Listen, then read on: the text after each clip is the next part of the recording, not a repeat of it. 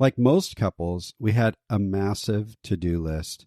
But even though our lives were full, we both really felt alone. At one point, we were ready to call it quits because it just didn't feel like we had anything left to give each other. Right. But here's what we eventually learned. For a marriage to truly thrive, it takes intentionality and a shift in priorities. Welcome to the Blended Family Coaching Show, where you'll discover how to move your stepfamily from just surviving to truly thriving. Grab your headphones and listen in as we share practical, real-life strategies for building healthy bonds, Understanding the kids' perspective, romance and partnership, parenting with great teamwork. and yes, even co-parenting with a difficult ex. We're Mike and Kim Anderson, and we believe with the right tools, every step couple can overcome the common challenges of stepfamily life. Join us for authentic and sometimes comical conversations to discover how you can lead your family with confidence and create the future you really want. Hey there, thanks for joining us once again this week. We're really grateful to share this time with you. Hey, if you haven't already, we'd really appreciate your feedback by leaving a rating for us wherever it is that you're listening. In fact, Spotify just recently began supporting ratings on podcasts. Cool. So all you have to do is go to your mobile app, tap on our show, kind of scroll up to where that show description is, and just under that, there's this little star with a number next to it. Just tap that star and choose your rating. It's as simple as that. So thanks to Spotify, they're finally supporting that. Yeah. And if you're over on Apple Podcasts, go ahead and do the same. And if you happen to have a minute, maybe even take the time to leave us a review and share what you love about the show, or maybe what you wish we'd improve. That's okay too. Yeah. We want to hear from you. You know, our desire is for this show to be for you. We want it to bring value, and we'd really love to know how we can make it even better than it already is. All right. Well, what do you say we jump into today's episode, honey? Sounds good. So last week in our interview with Todd and Shannon, they shared an awesome strategy that has helped them to manage their busy household and stay on top of the business side of family life. Yep. Like finances, meal planning, the schedule, logistics with the kids, vacation planning, and discussing all those minor and those major decisions that need to be made. Sure. And if you missed that episode, you'll definitely want to go back and listen to the wisdom that Todd and Shannon shared with us. It was awesome. Yeah, you know, we've been really grateful to learn from their insights. And one of the things that we really love about their strategy of having a separate and specific date for business to discuss the not so fun stuff, as Shannon put it, is that this practice freed them up to enjoy time as a couple and grow their connection on a regular fun date night. Because they were on top of all the family business. That meant their romantic date night was actually protected. They didn't have to talk about all the not so fun stuff when they went out together to connect and just enjoy each other. Yeah. This is such a great strategy because date night really should be about having fun together and talking about things that really build us up as a couple. Things like our hopes and our dreams, or making some heart-to-heart connections along the way. But that's often a challenge when date night turns into a family business meeting. And sometimes that can even lead to stress, maybe even conflict. Right. We've heard that so many times. Yep. So we love Todd and Shannon's strategy and hope that you'll give it a try. And as you begin to put that habit into practice, then you can start thinking more about what you really want out of your regular date nights. So we thought it might be helpful to explore specific ways to connect and grow your romantic relationship, even if you're super busy and it feels like you've been running on empty for a long time. We get that. And since it's a new year, maybe it's time to develop a few new habits that'll help you reconnect and really thrive. Because we've noticed that it's super easy for blended couples to slowly start drifting apart. And there's a variety of reasons for this. And we've been there personally. There was a season where we put our relationship on the back burner and basically went into survival mode through a 3-year custody battle with my former spouse. Yeah, and even after that, too. Right. And during that season, we drifted apart. There was an emotional chasm between us, and we certainly weren't thriving. We seemed to lose sight of each other. Neither one of us felt important in each other's lives. We didn't feel valued, and we started to wonder if we even still loved each other. That's right. And, throughout that season, our lives were jam-packed. We invested enormous amounts of time and energy into lots and lots of different things. My job, there was the custody battle. We were meeting the needs of the kids. I happened to be in school during part of that season, working on my bachelor's. We were volunteering in our community. Right. I mean, we were just keeping up, right? And not to mention things like daily chores around the house and the average everyday stuff you had to deal with, right? Like most couples, we had a massive to-do list and life moved at a pretty fast pace. But even though our lives were full, we both really felt alone. At one point, we were ready to call it quits because it just didn't feel like we had anything left to give each other. Right. But here's what we eventually learned. For a marriage to truly thrive, it takes intentionality and a shift in priorities, especially for those of us navigating the complexities of blended family life. That's right. And we know how busy blended family life is. We also know that if your marriage falls apart, your family falls apart. Right. Your relationship is what formed your blended family in the first place. It's the bond that holds everything together. Yep. But what we found out is if that marital bond is weak, when there's relational drift and disconnection, you cannot thrive as a couple and your family will suffer. Yep. Maybe you've been there before, or maybe that's where you are right now, feeling disconnected and alone in your relationship. Or maybe it's where you're headed because your marriage seems to be low on the priority list and your relationship has been running on empty. Yeah. Or you know what? Maybe you're just okay, kind of meh, but you really want to move from meh to wow. Right. Wherever you're at with the health of your marriage and your romantic connection, trust me, today's episode is for you. It's for everyone. Absolutely. Because we all want our marriage to thrive. So let's dive in and explore some practical ways to stay connected or to reconnect and grow or rekindle that romance in your relationship, even if it feels like your life is just crazy busy. Right. The first thing we want to talk about, we call it pivoting your priorities. We all have a mindset around our priorities. And there's one area that can be confusing and emotional, specifically for bio parents in blended families. And that is, how do you juggle your limited time and energy for all the relationships in your home? Yeah. And something that we hear over and over is how bio parents lean toward compartmentalizing their marriage into the days or the weeks that the kids are in the other home. They have kind of an unspoken rule that they just can't do date night or spend that intentional time with their partner when the kids are in their home. Last week, our guest Shannon talked about that challenge that she had, and it was really difficult for her. She shared a tip about not feeling guilty for leaving your kids at home or with a sitter in order to spend time with your spouse. She called out that priorities tend to get unbalanced when we never create intentional time for our marriage out of fear or guilt for leaving the kids behind. Right. And then our relationship seems to get in that kind of the stale leftovers when it comes to time, energy, and resources, right? And we've heard lots of bio parents express their uneasiness about hiring a babysitter or leaving the kids to go out with their spouse for a date night. They feel guilty, and, they have some valid reasons why. Absolutely. In our early years, I definitely felt guilt about this because I only had my daughter 50% of the time. So it felt wrong to take off and leave her behind during my visitation time. Right. And when she was with us, my priority was on her. Life revolved around Annika. But that meant that my relationship with you, honey, took a back seat. Annika was the focus, and you were just kind of in my peripheral vision. I remember feeling that too. Yeah, I mean, you were there, but you certainly weren't a priority. And this is pretty typical for most bio parents, but it often creates challenges. It certainly did for me. Yep. We want our kids to feel loved and to know how important they are. And because our time with them is limited, bio parents often feel pressure to maximize that time with their kids. So we instinctively put our kids up on the pedestal and devote ourselves to responding to their every whim. And for me, when Annika came home, she was basically in the driver's seat. Our world revolved around what she wanted.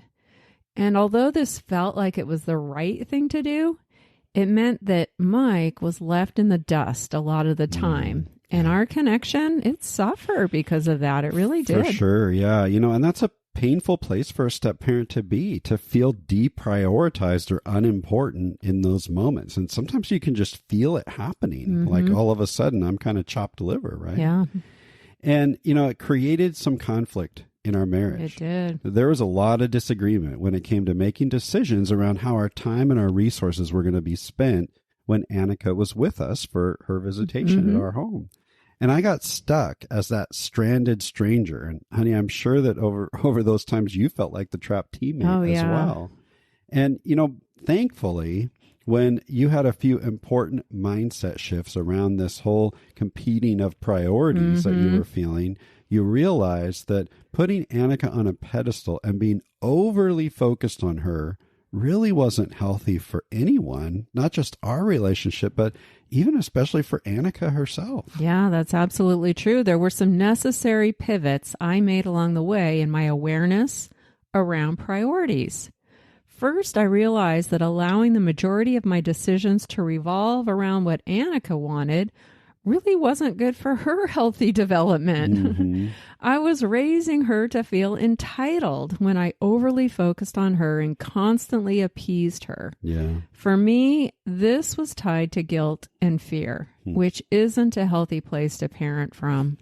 Now, of course, Annika was content and happy when everything was going her way. Sure.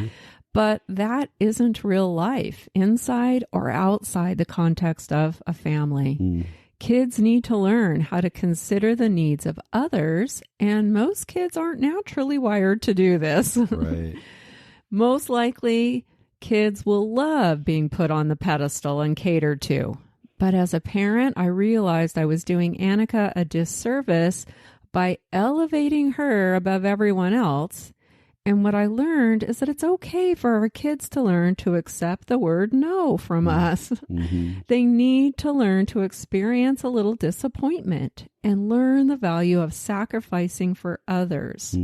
This is actually good for them, and it helps them to become thoughtful, empathetic, and selfless people instead of entitled, self-focused, and demanding people. Yeah. So really, it was just a mindset shift that you had where you were able to pivot your priorities. And we're not talking about pivoting like 180 degrees. No. We're not going to like go, oh, well, we're going to now deprioritize and instead focus on marriage. It was like a 2-degree shift. It was just a minimal pivot. And it was really about understanding my fear and guilt and moving beyond that, which was, a lot of it was so irrational. Yeah. And the reality is that kids growing up in a first family, they're often left with babysitters while their parents go out and enjoy focused couple time. That's just kind of a normal occurrence. In fact, often we celebrate that. And not only is it normal, but it creates a healthy dynamic where kids get to see firsthand their parents investing in their relationship and making it a priority. And guess what? Kids in a blended family need to see the same example. And there's lots of reasons why, isn't there, honey? Yeah. First, you likely want to model what a healthy, thriving marriage looks like to your kids. Sure. This is important, whether kids are in a first family or if they're in a blended family and moving between two homes.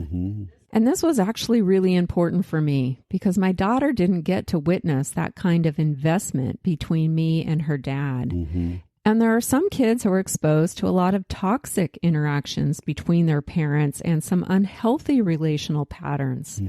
But the good news is that research reveals you can actually reverse a lot of the emotional damage kids experience through the divorce process if you're able to model a healthy, loving relationship in your blended family home. That's right. So the truth is when you pivot your priority here, basically shifting that mindset, and you choose to make your marriage a priority in appropriate ways, your kids are going to see that you're investing in the health of your relationship. And this will set them up for a healthier romantic future as well, if you're able to give them a better example of how to have a healthy relationship and actually live that out right in front of their eyes. Right. And you're also growing their understanding and their hope that marriage is a good thing, especially when you're intentional about tending your marriage and making it a priority. We want them to have that mindset, a positive mindset about marriage as they head into their adult future. Yeah, I definitely wanted that for Annika. And so that was a pivot I started to make around prioritizing time with you, honey, even during our visitation with Annika. I also became aware of a troubling statistic that the divorce rate of second marriages is double that of first marriages. And we believe one reason is because of what we're talking about today, right? Yeah, Blended family marriages are hard, and it takes intentional work and effort to have a healthy, thriving relationship in these really complicated dynamics. But I think it's important to stop and consider how this statistic impacts kids. They've already lived through the divorce of their parents. And if they then experience another failed marriage by one or both of their remarried bio parents, what is their perception of marriage going to be? What will their hope for their own relational future be? These are kids that will most likely resist the idea of marriage for themselves down the road, or might experience a lot of relational struggles in life because they haven't been given a healthy example, and their ability to trust in a future relationship, it could be negatively impacted because of that.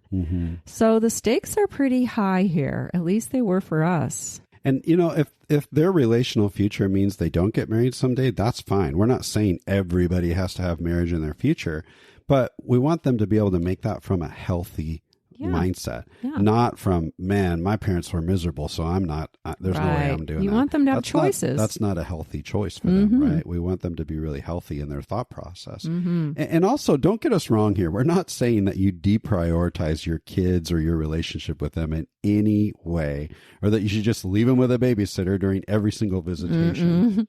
We're simply encouraging you to consider how you might shift your thinking just a little bit.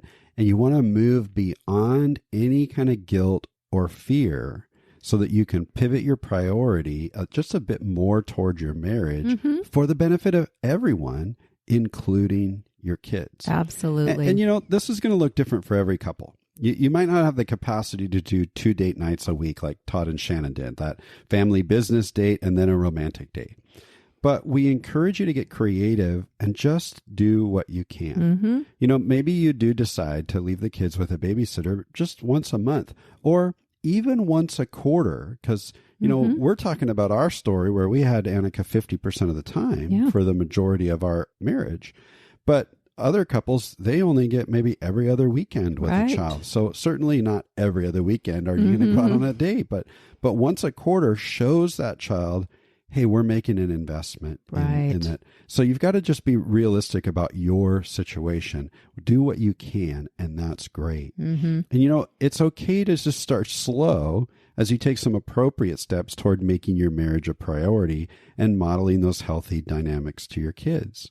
And when you can do this, you'll also be safeguarding your home from experiencing a parent-child allegiance, which can quickly create a wedge between blended couples. Another thing to keep in mind is that children who witness their parents' clear commitment to their new spouse, they understand that respecting their parent includes respecting their parent's marriage. If kids don't have opportunities to see for themselves that there's a strong commitment from their biological parent, they're probably not going to be too motivated to accept the marriage themselves. Right. Stepfamily expert Ron Deal says that marital commitment is a significant first step towards providing a foundation for growth in the stepfamily home, including managing the children. And honey, you just mentioned the term parent-child allegiances, which can emerge when our priorities and mindsets get way out of balance in all that we've been talking about today. And if you want to understand more about what that is and how to elevate your marriage and at the same time care for the needs of your kids, you can check out episodes 59 and 60.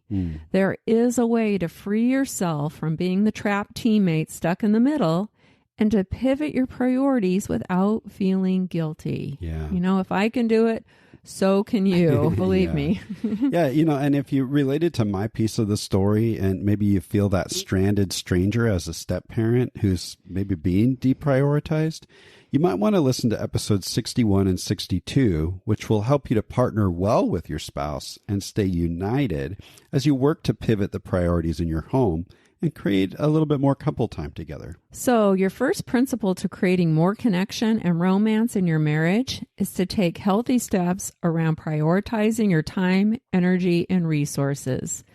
Being willing to pivot, even if it's just a little. Because at the end of the day, if all you've got to give your spouse are stale leftovers and your marriage seems to get left on the back burner for any length of time, your relationship is at risk. Yeah. And we can say this with confidence because we've been there and it almost cost us our marriage. Yeah. So get serious about pivoting your priorities. Like Shannon shared last week, take some time away with your spouse. And this is actually healthier for your kids than being with them all the time. The benefits are there. There's no doubt about it. All right, let's move on and talk about the next thing couples can do. So after you pivot your priorities, the next thing you want to do is identify your Achilles heel, your relational Achilles heel, and then strengthen it.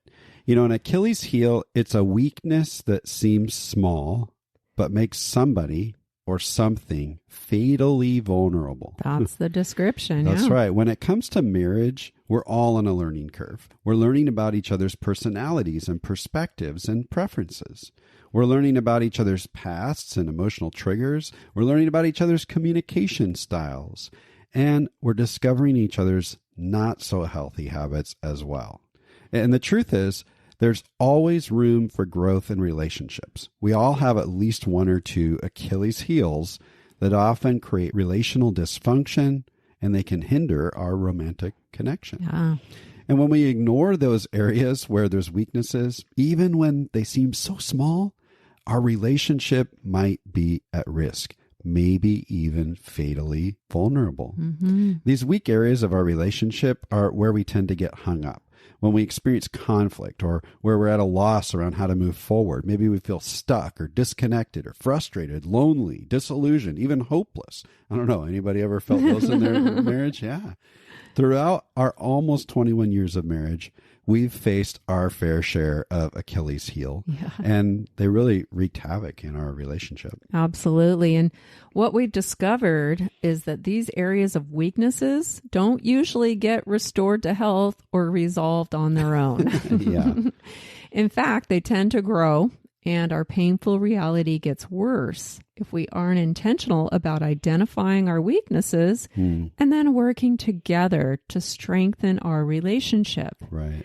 It's difficult to maintain a romantic connection when there are a bunch of unresolved issues and areas of dysfunction in our relationship, right? True, I mean, we all know that. And what we've learned is really a process of discovery and action around specific areas of marriage. So let's talk about some of those areas where we might need to be a little more intentional if we want to strengthen our relationship and enjoy more romantic connection. Absolutely. You know, one of those is fairly simple. It's all about quality time. We just talked about the benefits of pivoting priorities, and one of the reasons why this is so important is because healthy, thriving relationships only happen when we spend some quality time together. You might need to get creative and figure out ways to connect as a couple. It might take some experimenting to figure out when and how you're going to be able to carve out time for each other, a time when you aren't overly exhausted and you've got a little bit of energy to actually focus on each other. And this is tough with kids. I mean, we get it. We know. We've been there. But we challenge you to find kind of this ritual of connection, maybe even every day, for about 20 minutes to check in and share what's going on for each of you. You want to be able to listen to each other, offer support, and make a heart-to-heart connection. Over the years, we've called this couch time. It's a focused time where we let the kids know that the adults are going to be taking a little time on the couch and just don't interrupt us for the next 20 minutes or so. It's our time. You might need to set a timer for little kids, right? And have to kind of train them to understand this. But again, this is a great way for you to model to your kids the importance of focused time for you as a couple and to help them understand that, hey, this marriage is a priority. They need to see that. That's right. We got creative about 10 years into our marriage when our kids were pretty young. And we purchased a 2-person hot tub that was strictly for adults only. That's right. That was our time only, right? Right. We put the hot tub on our front porch, which is a private, it's pretty private. It sounds weird, but it actually is one of the most private pieces of our property. Yeah. So we were nearby if something urgent came up for the kids, but our kids knew that the hot tub porch area was a no kids zone, unless there was an emergency, of course. Yeah, there had to be blood or something. Right. And honey, I remember having some deep and meaningful conversations with you in the hot tub. Yeah. It gave us an opportunity to put the brakes on the business of life and simply focus on each other without all the distractions. And we shared all kinds of stuff, tough stuff that we were going through and light stuff too. We joked around, we got silly sometimes, and sometimes we cried together, all in the comfort of our front porch hot tub. Yeah, that's right. The no kid zone. That's right. We've had blended family couples share lots of different ways that they've been able to carve out quality time that they need in order to stay connected and grow their romantic relationship. And we've had to get creative lots of times. During one season of our marriage, when life was moving really fast, we identified an Achilles heel that was leaving us weak and vulnerable. We realized that we needed some extended time away together. We weren't getting anything maybe more than those 20 minutes a day or once in a while a date night. And so we just needed to pull away without the kids to connect on a deeper level. We don't have a lot of family in the area to rely on for childcare, so we had to get creative. We ended up arranging a kid swap with some close friends of ours who had kids that were similar age as well. So we would take their kids for a weekend so they could go get away, and then they would take ours a couple weeks later. And all the kids had a great time at both houses, and all the adults got to enjoy an extended weekend getaway and some quality time with each other. Yeah, it was great. It was really great. During that same season of our marriage, we weren't just short on time, but we were sometimes short on financial resources as well. And I remember, some of those weekends we would just spend at home with no kids. It was kind of interesting just having the house all to ourselves. But I also remember where there were times where we would just do a date in the house after the kids had gone to bed. They were kind of little and they'd get to bed, and we would do a late dinner by candlelight. We'd put on some quiet music, and we would just enjoy some undistracted time together. No TV, nobody, no Rugrats running around. It was just a nice, quiet time together. It really doesn't need to cost extra money to be creative and find quality time together. We just have to think outside the box and get creative. Yeah. So if you've identified that you really need to spend more quality time together, we encourage you to get that creative juice going and find some practical ways to do it. Maybe it's that daily connection ritual that you really need as a couple, even if it's just those 20 minutes. Or maybe it is extended time away on or just a weekly date night, either out of the house or in the house. So you just need to identify if this quality time thing happens to be an Achilles heel for you as a couple, and then get creative about finding time to close the gap there. You can do that. Now, another area where many people experience an Achilles heel is around their relational skills. This is where we focus our coaching approach when we get to work with blended couples. And we know there can be areas of weakness in our communication, problem solving, or conflict resolution skills. And unfortunately, this can lead to painful interactions, a lot of unresolved issues, and disconnection for couples, some relational damage. And again, I would say it's very difficult, maybe impossible, to grow your romantic relationship when you're struggling to stay connected during difficult conversations Yeah. or when issues and problems are looming over your head and conflict seems to erupt when you're faced with a challenge. You can't be romantic in that context. Yeah, that's true. We talk with couples all the time who struggle with their relational skills, and they're able to identify this as a weakness in their marriage. But unfortunately, sometimes they resist the idea of learning new skills to improve their situation. Mm-hmm. And I think there's a lot of reasons why this happens. And one of them is because they don't fully accept the idea that things actually can be different in how they interact. Mm-hmm. They just kind of accept that, well, this is how I communicate and that's how they communicate. And so that's what it is. And they resign themselves to this unhealthy pattern.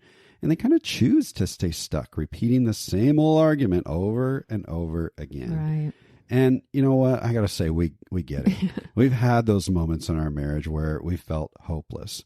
It felt like Kim is the way she is and I am the way I am. And there's just no hope in changing our unhealthy patterns.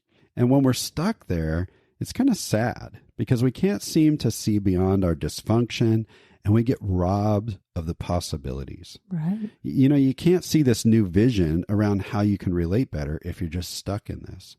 And this really breaks our hearts because we know things can get better. We do. We've experienced the transformation that can happen when you move beyond that mindset, beyond this Achilles heel, and instead learn to apply some healthy, effective skills in this area. It really is a marital game changer. Absolutely. And I think sometimes couples get stuck in some limiting beliefs or a negative mindset around the time, energy, and expense it's going to take. Sure, yeah. They believe they're just too busy or they can't afford it, or couples sometimes confess to us that they're feeling overwhelmed and exhausted, too tired to invest in a growth process to build their relational skills together. Yeah. And they kind of overestimate or inflate the effort it's going to take in their own minds, which also just breaks our heart. Because we know that one of the top reasons why couples divorce is conflict and lack of communication. Yeah, yeah. In fact, relationship expert John Gottman can actually predict a couple's divorce with over 90% accuracy based on how they communicate with each other. Yeah, he can do that within like 10 minutes of watching them interact. Yep. And he's studied thousands of couples, and his research really does reveal how unhealthy patterns like criticism, contempt, defensiveness, and stonewalling can quickly and swiftly tear relationships apart. And how we communicate is one of the most important aspects of marriage. Yep. It's critical that we get this right because the stakes are high. You don't want to be fatally vulnerable in this area. Right. So misguided thinking around the value of relational skill building can lead us down a very painful, destructive path that we really don't need to go down. That's right. Because the truth is, relational skills are just that. They're skills. That means they're not unchangeable traits in each partner. That's right. Instead, they are actionable skills that you can learn, practice, and improve on. Yeah. You know, the big realization that we made in our own relationship was that we can't afford not to gain these skills and strengthen our communication. And honestly, neither can you. No. Again, it all comes down to priorities. If you believe that you don't have the resources to do this critical work, you might end up with some regrets down the road when all that relational damage kind of catches up with you. And you don't want that for you or for your family. Yeah. So when it comes to managing and prioritizing the investment that you want to make in your marriage, ask yourself a couple of questions. In what area of life can we reserve our resources, some time, some energy, and some money for the purpose of new growth and investment in our relationship? Great question. Maybe you need to temporarily give something up, even something that's good, like a travel opportunity or a hobby or a previous commitment, something that's good, but you're giving it up temporarily in order to focus on doing something great for your marriage. You might need to consider how you can just pivot those priorities there and really attack this Achilles heel. Yeah. Here's another question to ask yourselves.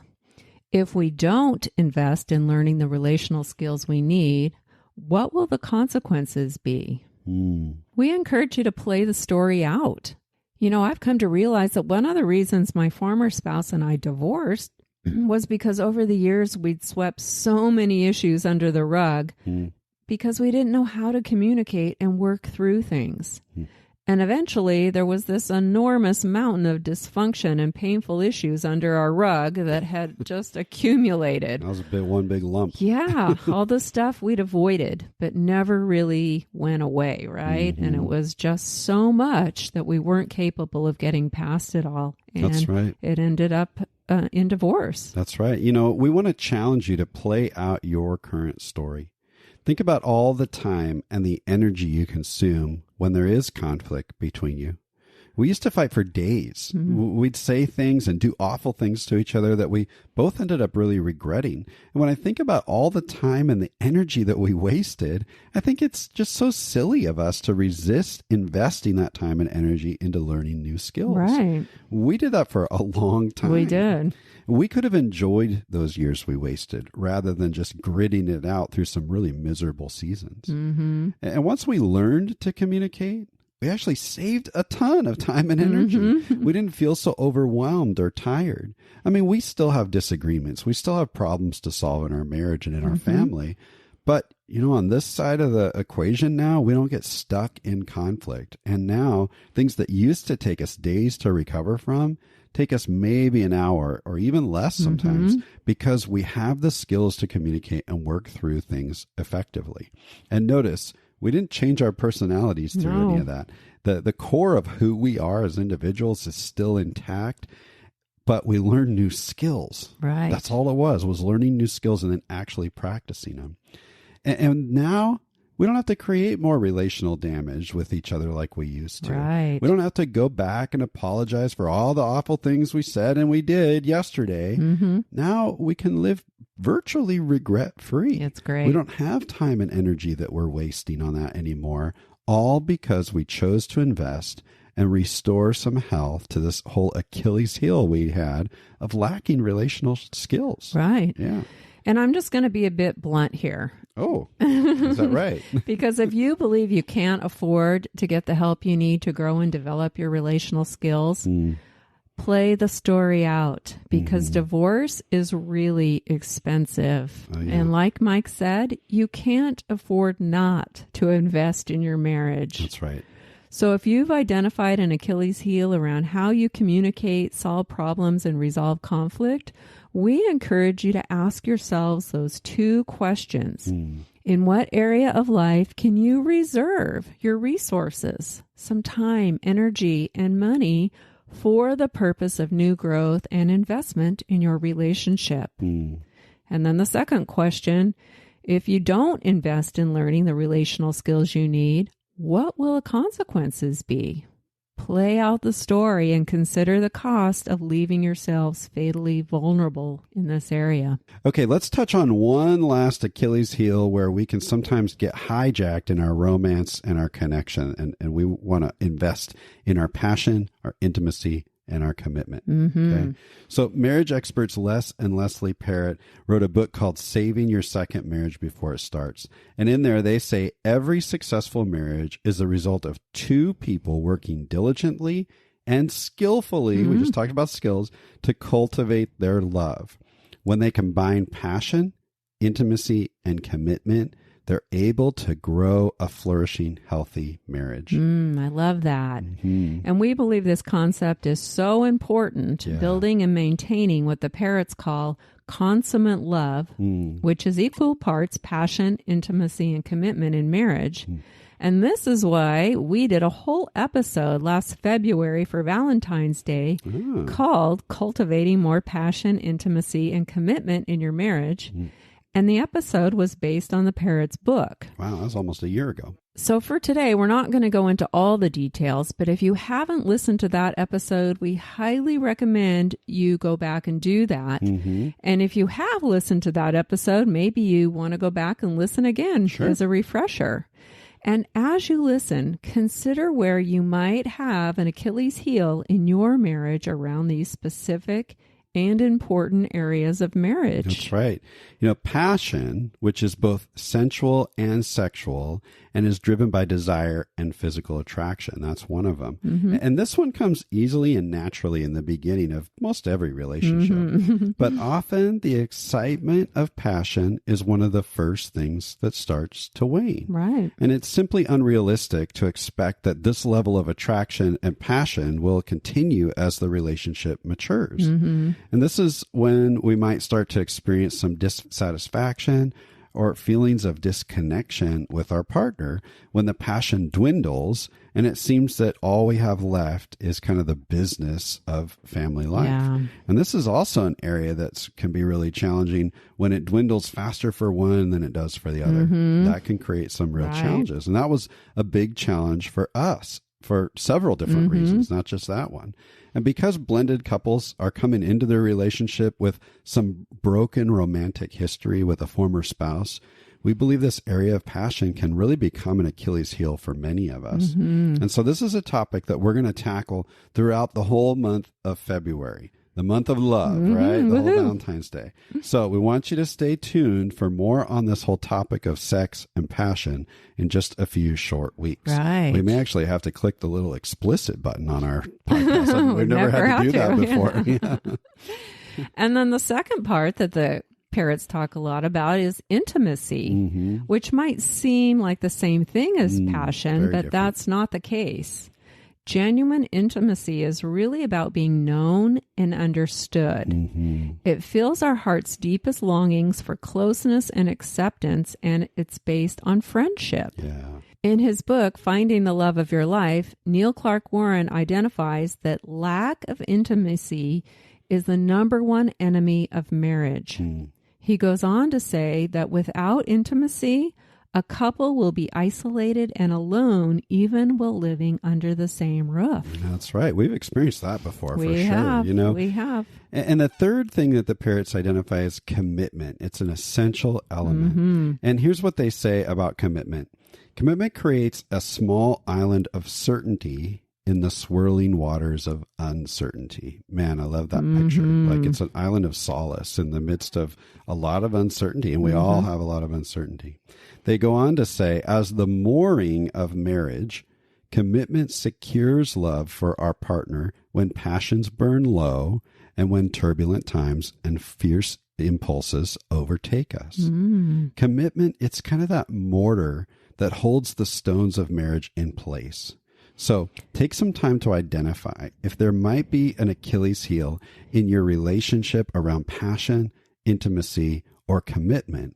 And then maybe go back and check out episode 78. That'll give you a starting point around how you can start to recover from that Achilles heel. Yeah, and strengthen it. Yeah. Absolutely.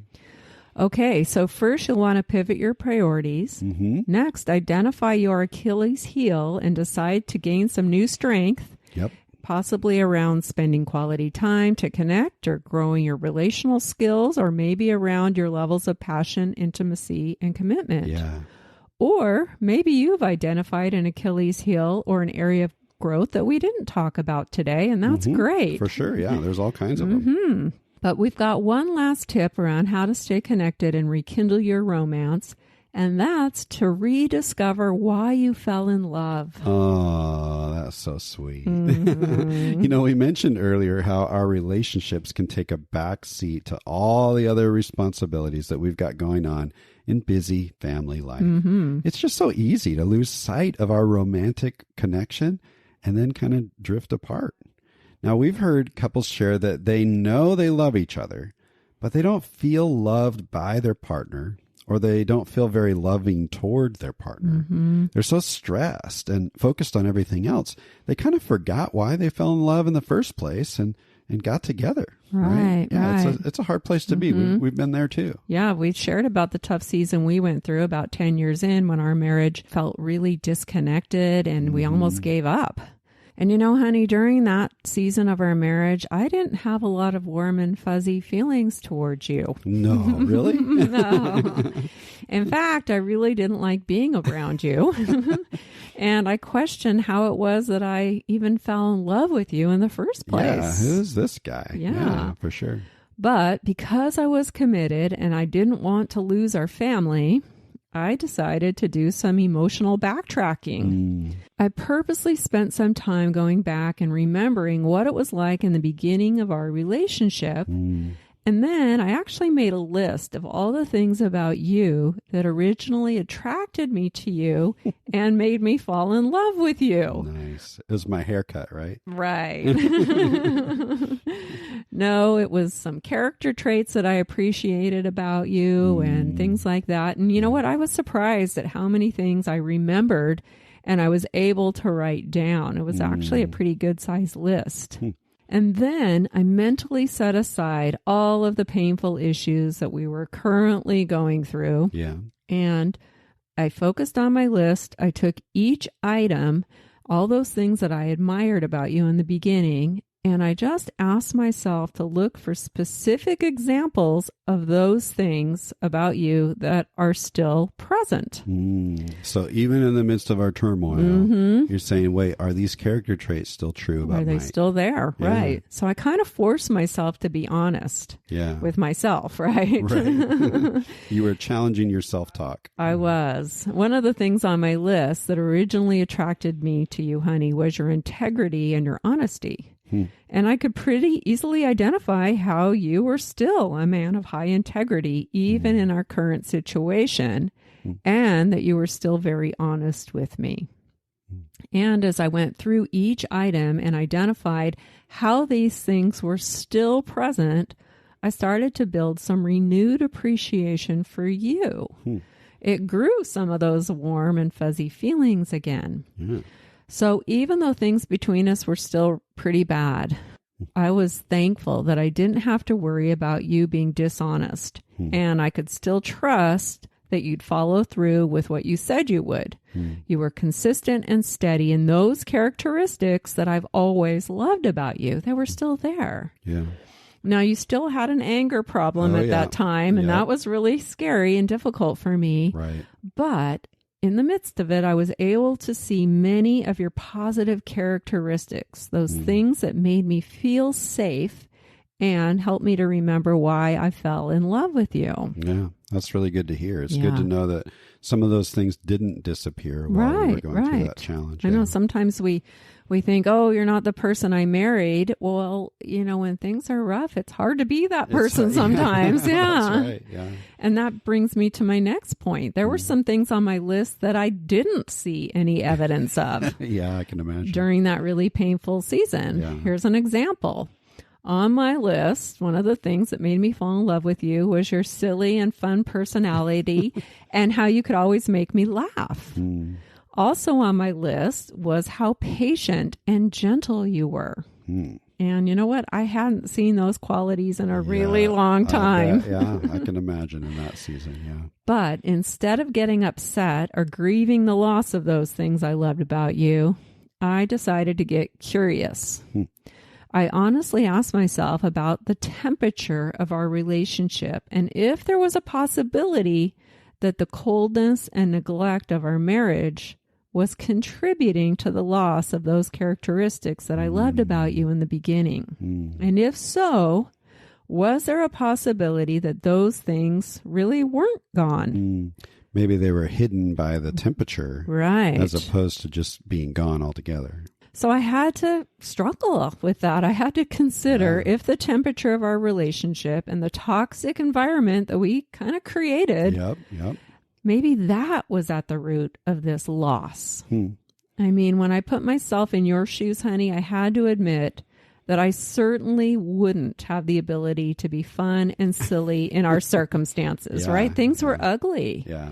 And even if you wanted to, I'm sure there was nothing you could say or do to make me laugh, right? I was a depressed grump at that time. I don't think you wanted me to be fun and silly. No. Yeah.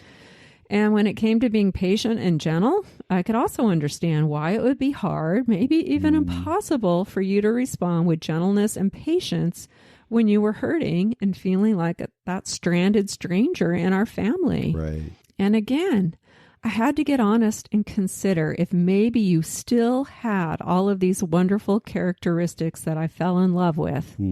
But because our relationship had deteriorated, maybe these positive qualities in you were simply suppressed by all of the pain and the stress we were going through. Yeah. I think you're dead on right there.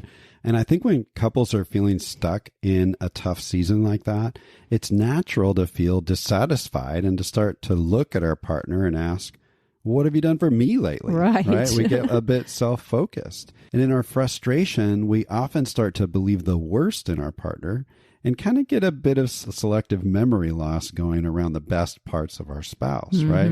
All those things that we originally fell in love with, we maybe feel like, oh yeah, they're just out the window now. Yeah. And instead of considering what we need to do to move forward together, we start to form negative stories in our heads about our spouse and about our relationship. That can lead us to hopelessness. And when we believe those stories and we don't balance them out with some of the positives, like you were just describing, I think we get in real trouble. You know, it was true that during that difficult season in our marriage, I responded with a lot of angry outbursts when I got frustrated. But that didn't mean that I was always going to be an angry person. In fact, at the core of my nature, I think you'd probably agree, honey, that I'm a fairly patient and reasonably gentle person. Absolutely. But in our frustrating situation where I felt abandoned, I felt emotionally disconnected and really on the outside of our family, acting out with anger was a huge reaction that I had that was, a lot of it was rooted in my history that I had to work out on my own. And it felt like almost all I could do at that point, primarily because I had not yet learned the relational skills that I needed to in order to navigate our challenges with hope and with confidence. So thankfully, that season was not the end of our story. Right. Because first you actually chose to do something new and reach out for help to learn to cope with your anger. And then I chose eventually to get help around my issues as well. And we worked with a counselor. We worked together to learn, to grow, and to change our circumstances. We started to really invest in our marriage. And one of the reasons why I was able to hang in there and not allow the negative stories about you to take over was because I chose to do some emotional backtracking and list out those things that made me fall in love with you. And honestly, I also focused on some of the physical things I was attracted to you. Let's see. I mentioned my haircut earlier. Was there more than that? Well, your handyman traits, your super handyman traits, and how sexy you look in your work belt and your work boots. That was one thing. Yeah. Perfect. I'll pull those out later. Yeah, I won't mention the other things. I won't embarrass. You're already turning red. But I slowly came to realize that all of those things just hadn't disappeared. All those things I loved about you. And as it turns out, that was the case. When things started to get better between us and better in our circumstances, when we got healthier, your fun, silly nature came out. It's back in full force. You still know how to make me laugh, right? Sometimes that's great and sometimes it's annoying. Yeah, that's true too. And yes, I do agree that you have a very gentle and patient nature, and I see that in you every day. You really aren't an angry person. You just needed to figure out how to deal with our challenging situation. Yeah, I had to face that Achilles heel and do something about it. Right? Exactly. So, hey, if you're going through a difficult season in your marriage, we encourage you to make a list of all the positive characteristics and the positive things that made you fall in love with your spouse in the first place. You might even pull out your wedding pictures and read through the vows you made to each other. And then honestly ask yourself if some of those things that you fell in love with are still alive and well. You might be surprised at how many really still are present. And for those things that aren't so present anymore, honestly consider if maybe the relational stress or the patterns of the environment that you've created as a couple simply isn't conducive to those positive characteristics. Maybe those positive attributes are still there. They're just kind of buried under the surface and they've been squelched by everything else that's going on between you and around you.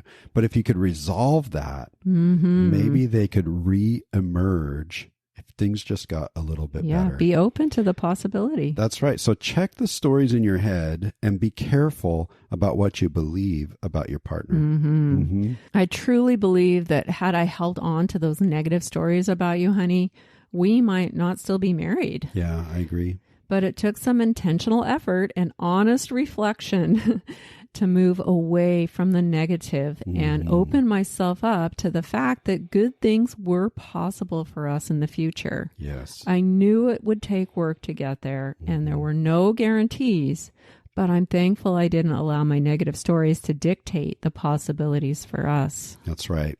Okay.